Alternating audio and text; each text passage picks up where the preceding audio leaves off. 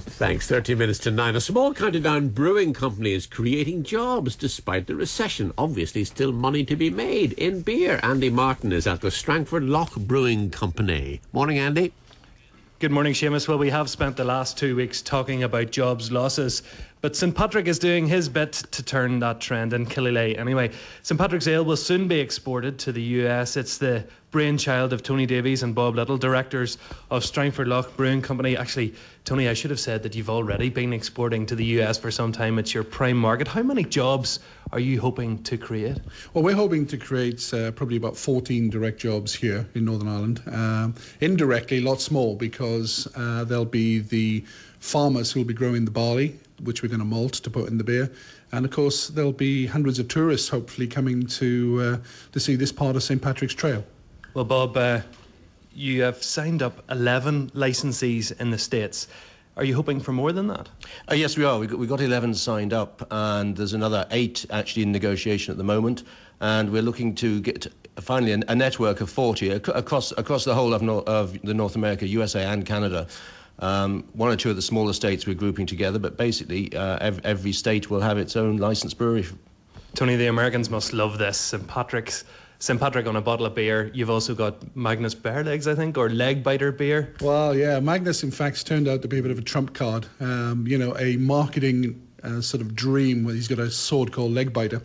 But yeah, across the States, it's going down very well because, of course, there are hundreds, thousands of Irish pubs, but there are probably only 2 or 3 beers in them. A very limited choice of usually Guinness. I'm giving advertising to the opposition now, but a limited choice of 3 beers, and we aim to bring 5 more to that marketplace. Bob, you're being very clever about it, I have to say, because the exchange rate has benefited you greatly, given that the pound's value has dropped significantly for export. However, you don't even pay the duty the way that you managed to get your beer into the States. That's right, because what we're doing here is producing it and brewing it to the final stage before fermentation, and then condensing it down into a hot malt extract and exporting the extract, and the licensees then do the final stage of fermentation in the USA. So it's not actually alcohol till it hits America. So the duty point is in America and not with us. I believe that we can bring some exclusive news in terms of the newest beer that you have ready to go to the States.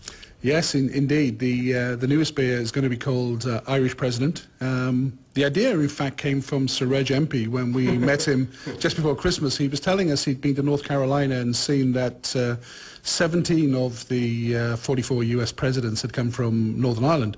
And so we did a bit more research and found that 23 of the 44 US presidents actually have Irish heritage. And so we decided that we'd name a beer after them. An Irish President will be a very nice Irish red style beer, which we hope to bring out in the US probably in time for Christmas. And I can see the logo on your computer at the moment. It's very fitting. You've got a very, very clever marketing plan as well, Bob. Yes, we have. We are basically got 2 themes at the moment. One, Stars of the County Down, because the beers come from County Down. And we're pushing that strongly into America, where, of course, the Irish American community very familiar with the song, and so it linked in strongly there. And then we also have the theme of From Field to Glass, because we can identify where our product has come from the very fields in which it will be grown in County Down and Northern Ireland, all the way through into the glass, which the guy will be drinking from in New York. And the American customers really love that. They love the authenticity of being able to know where that beer has come from. Okay, gents, we're going to have to leave it there. We are tight for time. Beautiful, but very, very windy morning overlooking Strangford Lough, and it is strong stuff in many ways. I saw a man drink Leg Biter beer all night on one occasion, and it's an appropriately named ale, I can tell you, judging by how he made his way out at closing time. Oh, I'd like to hear more about that. Andy Martin talking about that Viking who's apparently buried close to the Lough, Magnus Bear Legs, or Magnus Legless, as he was more familiarly known. Wonder are there any free samples? 9 minutes to 9 o'clock.